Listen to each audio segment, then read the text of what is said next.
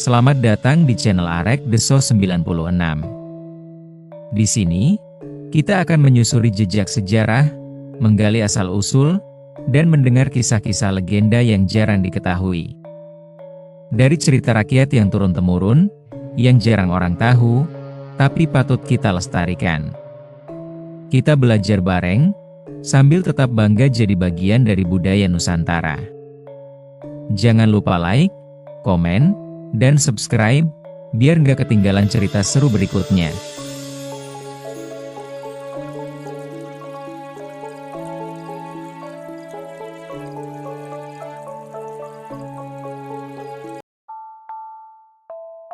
Pada zaman dahulu di daerah Tunggul berdirilah sebuah pemerintahan yang bernama Kadipaten Tunggul. Pada saat itu Kadipaten Tunggul diperintah oleh seorang tumenggung yang bernama Tumenggung Malangnegoro. Dia mempunyai seorang abdi dalam kepercayaan yang sangat setia, yaitu Demang Krodo Mongso. Tumenggung sangat percaya kepadanya sehingga permasalahan apapun yang dia hadapi akan diceritakan secara terus terang kepadanya. Mereka berdua selalu berbagi rasa, baik dalam suka maupun duka, baik dalam kondisi senang maupun susah. Tumenggung Malangnegoro adalah tumenggung besar yang memiliki wibawa sangat tinggi dan sangat disegani oleh rakyatnya. Dia memimpin dan memerintah daerahnya dengan adil, arif, dan bijaksana sehingga tidak heran jika dia sangat dihormati oleh rakyatnya. Rakyatnya hidup tenang dan bahagia tanpa ada gangguan yang berarti. Hampir seluruh rakyatnya beraktivitas di sawah dan ladang untuk bercocok tanam dan sebagian lagi bekerja mengumpulkan ranting kayu dan daun jati di hutan untuk kemudian dijual ke pasar. Namun demikian, bukan berarti dia tidak mendapat gangguan selama masa kepemimpinannya. Sifat kepemimpinannya itu telah mengusik segelintir orang yang tidak suka kepadanya. Kenyataan bahwa dia sangat dihormati dan disegani oleh seluruh rakyatnya telah menimbulkan rasa iri dan dengki bagi orang-orang yang tidak suka dengannya. Mereka selalu berusaha untuk mengganggu kepemimpinan Tumenggung Malangnegoro dengan berbagai cara, antara lain dengan mengancam akan mencelakai keluarganya. Pada suatu malam, satu di antara orang-orang yang tidak menyukai Tumenggung Malangnegoro berhasil menyusup ke dalam istana ketumenggungan dan lolos dari para penjaga malam yang sedang berjaga di pintu gerbang istana. Orang tersebut kemudian menyelinap ke dalam kamar Tumenggung Malangnegoro dan berhasil meletakkan sebuah surat di atas meja kerja Tumenggung. Ketika orang tidak dikenal tersebut akan meninggalkan istana, Tumenggung berhasil memergokinya. Dia melihat sesosok bayangan berkelebat secepat kilat. Dengan gerakan secepat kilat pula, Tumenggung berhasil mengikutinya sembari menghunuskan keris yang ada di genggamannya. Dengan geram, Tumenggung menghardik orang tak dikenal tersebut. "Hei, siapa kamu?" "Berhenti!" teriak Tumenggung. Sosok yang berkelebat itu mendadak berhenti mendengar teriakan Tumenggung. Ia tidak menjawab, hanya berhenti. Tetapi, dari geliat tubuhnya terlihat bahwa orang itu sangat ketakutan karena perbuatannya dipergoki oleh Tumenggung. "Siapa kamu? Berani-beraninya kamu masuk ruanganku?" hardik Tumenggung menahan marah. Orang itu tetap tidak menjawab. Bahkan, badannya tetap membelakangi Tumenggung sehingga ia tidak dapat melihat wajahnya. Orang itu mengenakan pakaian serba hitam dengan penutup kepala berwarna hitam pula. Dalam keremangan malam itu, Tumenggung tidak dapat menduga siapa orang tersebut. Hal itu membuat Tumenggung benar-benar marah. Dengan geramnya sang Tumenggung menghunjamkan kerisnya ke atas meja dengan maksud agar orang tersebut bicara siapa dia sebenarnya. Alih-alih orang tidak dikenal itu mau bicara, dia bahkan secara tiba-tiba melarikan diri ketakutan. Tanpa banyak bicara, Tumenggung dengan cepat mengejarnya. Menyadari sedang dikejar dan saking takutnya tertangkap, secepat kilat dia menceburkan diri ke dalam kolam di dalam istana Kadipaten dan menghilang begitu saja. Melihat orang yang dikejarnya itu mencebur ke kolam, Tumenggung segera berlari lebih kencang ke arah kolam.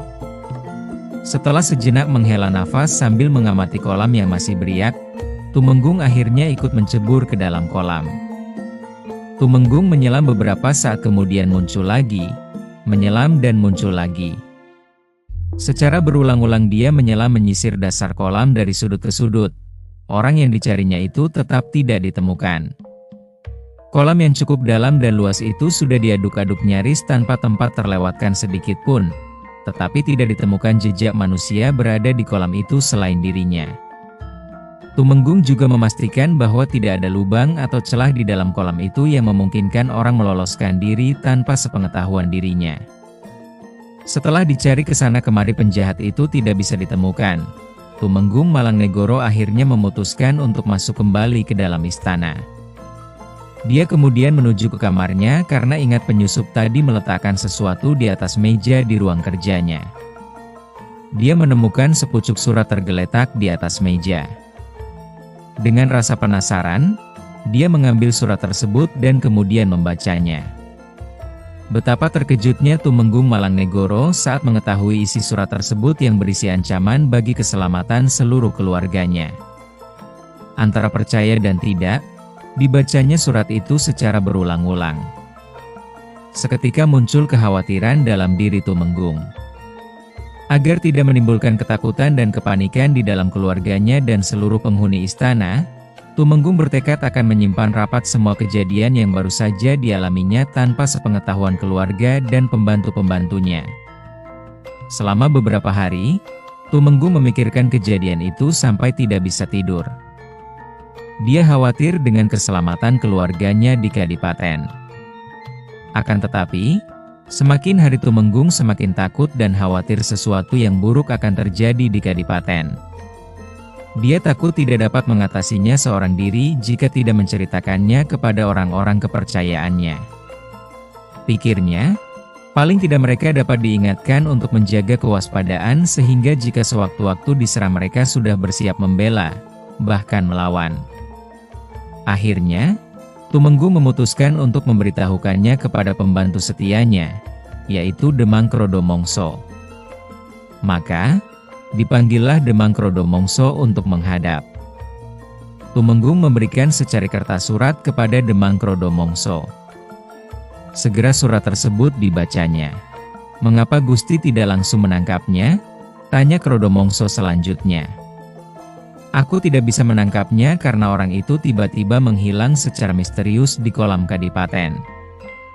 Untuk mengingat-ingat kejadian ini, maka mulai sekarang kolam ini aku beri nama Kedung Maling. Kita akan memindahkannya secara diam-diam. Ingat Demang, rakyat tidak boleh ada yang tahu tentang rencana kepindahan ini. Katakan saja kepada mereka bahwa kita semua akan pindah ke suatu tempat nan jauh di Ngawiyat," kata Tumenggung. Ngawiyat berarti angkasa. Jawaban Tumenggung ini membuat Demang Krodomongso heran. Bagaimana mungkin mereka akan pindah ke angkasa?